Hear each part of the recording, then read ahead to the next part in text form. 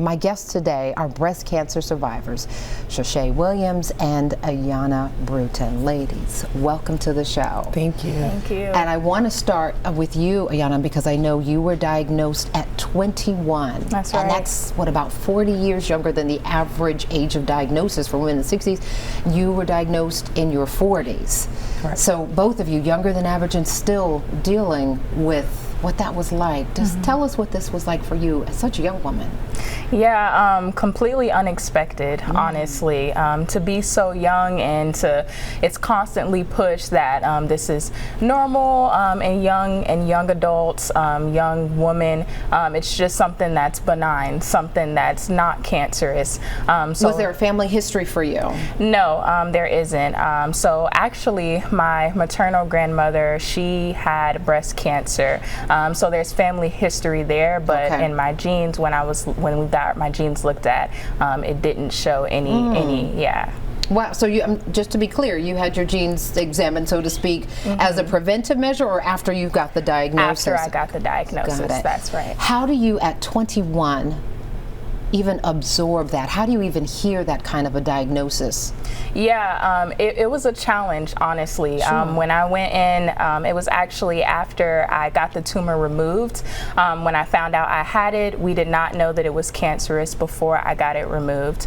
And when I went back in for my follow-up appointment is when I actually found out that it was cancerous. I was alone. When you go in for a follow-up appointment, you just kind of expect it to be just that, a follow-up. You don't think that it's anything more or deeper. So when I went and seen and heard that it was cancerous, to be there alone, the first thing I actually said was, I need to call my mom. I didn't even have words for myself in that moment. And this was your second opinion, right? Because wasn't your first opinion, oh, no big deal, you're going to be fine? That's right, exactly. Like what I said earlier, I went to get an ultrasound on the tumor, and was told it's normal in young adults your age. And is it something you felt in a breast exam? That's what sparked it? Exactly, yeah. I did my own self-exam, felt a tumor, went to get some imaging done, and was told this isn't cancerous. Actually, it'll go away on its own. So you don't even have to really follow up on it. But I did get that second opinion. Shay, I want to ask you, you said wow at the notion of being alone at the moment that you hear of the diagnosis. I can tell you still vividly remember that moment. What was your experience like? I remember that moment, but I was not alone. I had my mom, my best friend, and my sister with me. Once I got the call from my doctor's office, I needed to immediately come back into the office, so I took them with me. And tell me, there was a family history there? There is a family history. My mom is a breast cancer survivor, so I've been doing mammograms since I was 32. So although it's always been in the back of my mind, I knew it was a possibility it could happen to me. And also my mother's sister was diagnosed with it as well. So this is a conversation you've been having in your family as a girl growing up. It was a given you were going to get mammograms early as opposed to 40, which is generally what doctors say we should start. Absolutely.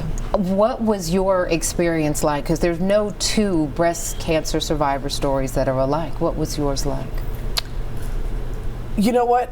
It was hard to hear it, to hear the diagnosis, and I think I know, the first thing that came to my mind was I was more worried about my mom than I was with me, because my mother had to walk this path again. With me. But after I found out about the diagnosis, you cry about it. Then you just, you get it together and say, it's time to fight. It's time to fight.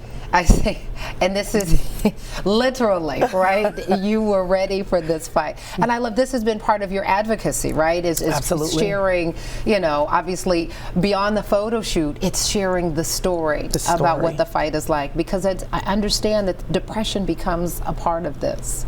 For both of you. Absolutely. Explain what this was like for you. There is, the photo looks great, but there's a tremendous story behind it between, going through chemo and radiation and having good days, having bad days, trying to work, having fog brain, and still coming out. So basically what I'm telling cancer in this photo here is, we in this battle, I'm going to win. I'm staying in this battle, and we're going to win. I'm going to win.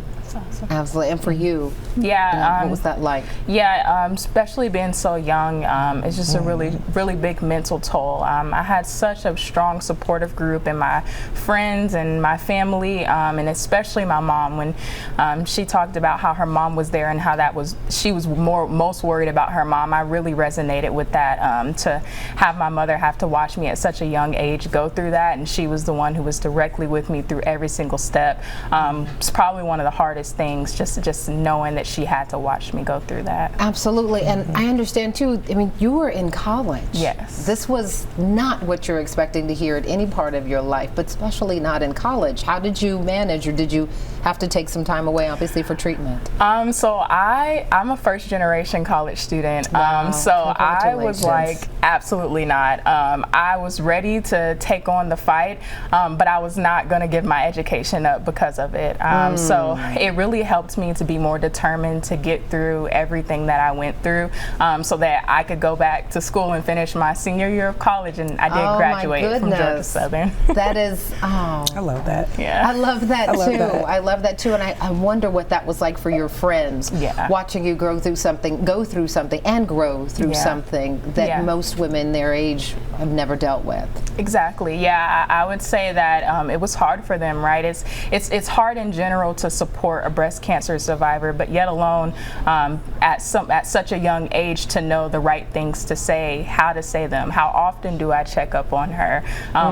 What shouldn't I say, or what are her good days? What are her bad days? And sometimes I would just disappear, and they knew, and they would support me in that time. But I can imagine how much of a struggle it may have been for them to understand what I was going through, because I didn't really understand it myself. I bet. We're going to talk more about that concept and what you would want people to understand about what it looks like to support not just the patient, but the loved ones.